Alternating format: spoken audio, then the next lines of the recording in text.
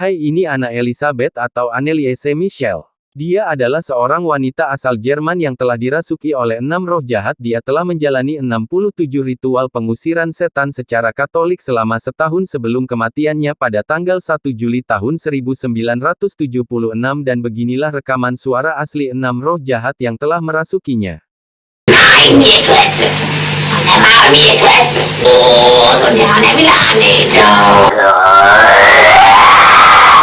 Kind Gottes.